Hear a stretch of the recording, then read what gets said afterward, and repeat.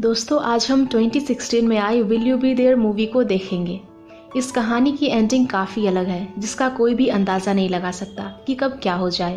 पर आपसे रिक्वेस्ट है कि आप इस वीडियो को पूरा ज़रूर देखना, तभी आपको ये मूवी समझ में आएगी। तो चलिए वीडियो को शुरू करते हैं। कहानी की शुरुआत में हमें सू नाम के एक बंदे को दिखाया जाता है, जो कि उस जंगल में लोगों की मदद करने के लिए आया था। पेशे से सू एक डॉक्टर है। उस जंगल में स्टॉर्म आने वाला था, तो सभी वहां से निकलने लगते हैं। लेकिन तभी उसके पास एक बूढ़ा आदमी आता है, जिसके साथ एक छोटी सी बच्ची थी। वो बच्ची काफी छोटी थी और उसकी तबीयत भी खराब थी। तो वो बूढ़ा आदमी सू को वहीं पर रुकने के लिए कहता है, ताकि वो उसका इलाज कर सके। सू अपने हेलीकॉप्टर पर बैठ गया था, लेकिन उस नन्ही सी बच्ची को देखकर वो उसके साथ रुकने के लिए मान जाता है और उसके बाकी के साथी वहां से चले जाते हैं। अब घर आने के बाद वो बूढ़ा आदमी कहता है कि ये बच्ची मुझे जंगल में मिली थी। अगर मैं इसे अपने साथ नहीं लाता तो शायद ये मारी जाती। बूढ़ा आदमी सू से थैंक यू कहता है कि वो इस बच्ची के मदद के लिए रुक गया। जिसके बाद वो उससे पूछता है कि ऐसी कौन सी चीज़ है जो तुम अपनी ज़िंदगी में करना चाहते हो। जिस पर सू कहता है कि वो किसी से मिलना चाहता है, उसे उसका इंतज़ार है, लेकिन अब शायद ये इम्पॉसिबल है। जिसके बाद वो बूढ़ा आदमी उसे कांच की बोतल देता है, जिसके अंदर कई सारी गोलियाँ थी। और इसी के साथ हमें एक फ्लैशबैक दिखाया जाता है, जहाँ पर सू एक डॉल्फिन शो को देखने के लिए आया था। उन डॉल्फिन शो में जो इंस्ट्रक्टर थी वो सू की गर्लफ्रेंड होती है, जिसका नाम यूना होता है। शो देखते देखते सू को नींद आ गई थी, जिस वजह से उसकी गर्लफ्रेंड उसके ऊपर काफी गुस्सा होती है। लेकिन बाद में सू उसे मना भी लेता है। यहाँ पर हमें पता चलता है कि ये दोनों अलग अलग सिटी में रहते हैं। आज सू यूना से मिलने के लिए आया था, लेकिन अब उसे वहाँ से जाना होगा। स्टेशन पर यूना उसे छोड़ने के लिए आई होती है, जहाँ पर वो उसे कहती है कि मैं तुम्हारे बच्चे की माँ बनना चाहती हूँ। जिसे सुन सू थोड़ा अनकंफर्टेबल हो जाता है और कहता है कि मैं तुमसे फ़ोन पर बात करता हूँ। जिसके बाद वो अपनी ट्रेन में बैठ जाता है। अब आगे स्टेशन पर उतरने के बाद जब वो यूना को कॉल करने के लिए जाता है, तो बाहर से उसके पास एक आदमी आता है, जो कि काफ़ी खास था। और फिर तभी हम उस आदमी की शक्ल को देखते हैं, जो कि ओल्ड सू था, जो टाइम ट्रेवल करके यहाँ पर आ गया था। ओल्ड सू जवान सू को देखकर काफ़ी हैरान था। और फिर जब वो उसे उसका नाम पूछता है, तो उन दोनों के सेम ही नाम होते हैं, जिसे सुनकर ये दोनों अनकंफर्टेबल फील करने लगे थे। और फिर तभी ओल्ड सू को खांसी आने लगती है, तो जवान सू उसे उसका रुमाल देता है, जिसे लेकर वो वॉशरूम की तरफ भागने लगता है। वो रुमाल उसे यूना ने दिया था, तो वो उसके पीछे जाता है, क्योंकि वो रुमाल उसे चाहिए था। लेकिन जब वो वॉशरूम के अंदर एंटर करता है, तो वहाँ पर कोई नहीं था। और फिर तभी हमें डायरेक्टली ओल्ड सू को एक फ्लैट में दिखाया जाता है। दरअसल वो टाइम ट्रेवल करके पास्ट में चला गया था और अब वो काफ़ी हैरान है। उसे काफ़ी खांसी आ रही थी, तो वो हॉस्पिटल जाकर अपना सिटी स्कैन करवाता है, जहाँ उसे पता चलता है कि कैंसर के चलते वो सिर्फ 6 महीने तक जी पाएगा। अब यहाँ से कहानी 30 साल पीछे जाती है, जहाँ पर हम जवान सू को उसके फ्रेंड तीहो के साथ देखते हैं। जहाँ पर सू तीहो को बताता है कि कल रात मैं यूना से मिला था और वो एक बेबी चाहती है। जिस पर तीहो कहता है कि तुम पिछले 7 सालों से एक दूसरे को डेट कर रहे हो, तुम्हारी रिलेशनशिप भी काफ़ी अच्छी है, तो अब तुम शादी भी कर सकते हो, जिसके बाद तुम अपनी फैमिली बना लेना। लेकिन सू कहता है कि उसने अभी फैमिली के बारे में कुछ सोचा नहीं था। और फिर तभी वो तीहो को कल वाली बात भी बताता है कि वो ओल्ड सू से मिला था। लेकिन तीहो कहता है कि ये तुम्हारा कोई ओल्ड फैशन होगा, इसके ऊपर ज़्यादा दिमाग मत लगाओ। और इसी के साथ एक बार फिर से कहानी पास्ट में शिफ्ट होती है, जहाँ पर ओल्ड सू जब अपने घर पर आता है, तभी उसकी बेटी का कॉल आता है। उसकी बेटी कहती है कि आप अपना ख्याल नहीं रखते। जिस पर सू कहता है कि हाँ, मैं अपना ख्याल नहीं रखता, मैं कुछ भी उठाकर खा लेता हूँ। और फिर तभी सू को जोर से खांसी आती है, तो उसकी बेटी कहती है कि अगर आप ऐसा करोगे तो मैं फ़ोन रख दूँगी।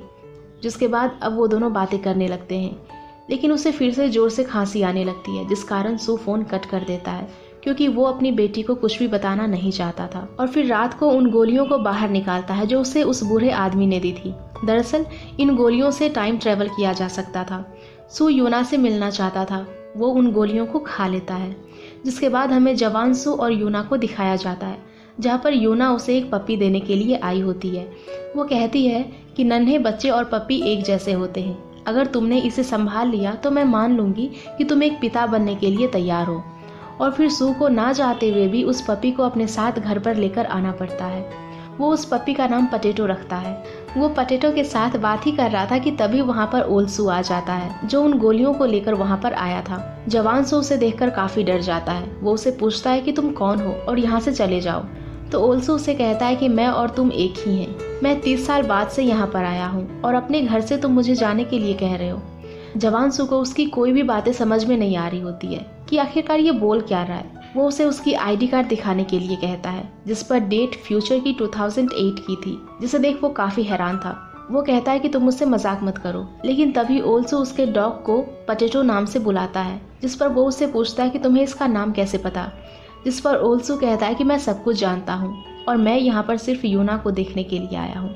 लेकिन जवान सू को उसकी एक भी बात समझ में नहीं आ रही थी, तो ओल्सू उसे एक निशान के बारे में बताता है कि जब हम छोटे थे तो हमारे फादर हमें खूब मारा करते थे, जिसके चलते हमें ये वाली चोट आ गई थी और हम इस चोट को हमेशा अपनी माँ से छुपाया करते थे, क्योंकि अगर उन्हें पता चलता तो उन्हें काफ़ी बुरा लगता। फिर तभी ओल्सू को एक बार फिर से खांसी आने लगती है और वो 30 साल पीछे यानी कि प्रेजेंट में आ जाता है। और इधर जवान सू भी काफ़ी डर गया था। वो वहाँ से भागकर तीहो के पास आता है, जहाँ पर वो उसे सारी बातें बताता है कि मुझे ओल्सू मिला और अचानक से गायब हो गया। ओल्सू अपना लाइटर जवान सू के पास ही भूल गया था, तो वो उसके फिंगरप्रिंट्स को मैच कराते हैं, जहाँ पर उन्हें कंफर्म हो जाता है कि वो सू ही था जो कि फ्यूचर से आया था। अब हमें ओल्सू को दिखाया जाता है, जहाँ पर वो राउंड फिगर करता है कि वो कितने समय के लिए पास्ट में रह सकता है, जहाँ उसे पता चलता है कि वो 20 मिनट तक पास्ट में रह सकता है। और अब उसके पास गोलियां भी काफ़ी कम बची हुई थी। वो अब सिर्फ 10 बार ही टाइम ट्रेवल कर सकता था। अब इधर जवान सू ओल्सू से मिलना चाहता था, लेकिन उसे कुछ भी आइडिया नहीं है कि वो कैसे मिले, तो वो अपने हाथ पर एक टैटू बनवाता है, जहाँ पर वो लिखवाता है कि ओल्सू फिर से आ जाओ, और वही टैटू ओल्सू के हाथ पर भी बन जाता है। आज ओल्सू की बेटी उससे मिलने के लिए आई होती है, जहाँ पर वो दोनों खूब सारी बातें करते हैं। इन दोनों का रिश्ता बहुत ही प्यारा था। ओल्सू को उसकी बेटी के साथ वैकेशन पर जाना था, लेकिन वो नहीं जा सकता क्योंकि वो एक डॉक्टर है और कब कौन सी इमरजेंसी आ जाए बता नहीं सकते। अब इधर हम जवान सू को देखते हैं, जो यूना के पास जाकर उससे बातें करने की कोशिश करता है, लेकिन पता नहीं आज वो उससे बात ही नहीं कर पाता, जिस बात से वो काफ़ी दुखी होता है। जवान सू ने उसके लिए कुछ बलून्स लाए थे, जिस पर यूना कहती है कि एक एलिफेंट्स एक दूसरे से मिलते हैं तो सीधा जंगल में जाते हैं, जिसके बाद ये दोनों अपने घर पर जाकर इंटीमेट होने लगते हैं। अब एक बार फिर से हमें ओल्सू को दिखाया जाता है, जो अपनी बेटी से बातें करता है।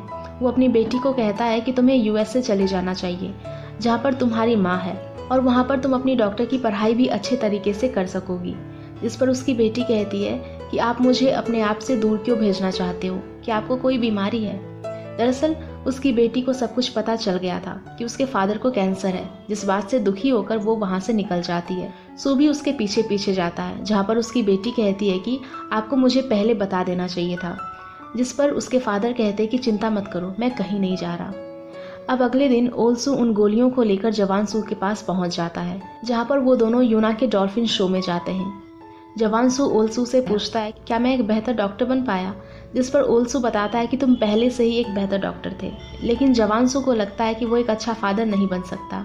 वो ओल्सू से पूछता है कि आप फादर बने, जिस पर वो कहता है कि मेरी एक प्यारी सी बेटी है। अब ओल्सू यूना को देखने के लिए आगे चला जाता है, जहाँ पर वो उसे देखने लगता है और उसकी आंखें भर आती है, जिसके बाद वो वहाँ से जाने लगता है। पर जवान सू उसे रोकते हुए पूछता है कि आप कहाँ चले, मैं यूना के बारे में जानना चाहता हूँ। पर ओल्सू यूना के बारे में कुछ भी नहीं बताना चाहते थे, पर उसके बार बार पूछने पर उसे सच्चाई बतानी पड़ती है कि यूना मर चुकी है, जिसके तुरंत बाद ही वो वहाँ से गायब हो जाता है, क्योंकि उन गोलियों का असर खत्म हो चुका था। अब अगले सीन में जवान सू और यूना जब एक साथ होते हैं तो वो उसे जी भर कर देखने लगता है और सोचता है कि जब यूना चली जाएगी तो उसका क्या होगा, क्या वो उसके बगैर जी पाएगा। अब आगे वो दोनों एक बार फिर से मिलते हैं, जहाँ पर जवान सू उससे पूछता है कि यूना कैसे मरी थी। ओल्सू कहते हैं कि वो तुम्हारी वजह से मरी, तुमने उसे प्रॉपर टाइम नहीं दिया, तुमने उसे इग्नोर किया, जिस वजह से ये सब कुछ हुआ। तो जवान सू कहता है कि मैं ऐसा नहीं होने दूंगा, मैं उसे बचा लूंगा। जिस पर ओल्सू कहता है कि तुम ऐसा नहीं करोगे, हम फ्यूचर को नहीं बदल सकते। अगर तुमने ऐसा किया तो मेरी एक बेटी है जो इस दुनिया से गायब हो जाएगी, और इस दुनिया में मैं अपनी बेटी से सबसे ज़्यादा प्यार करता हूँ, इसीलिए जैसा होता है होने दो, इसी में हम दोनों की भलाई है।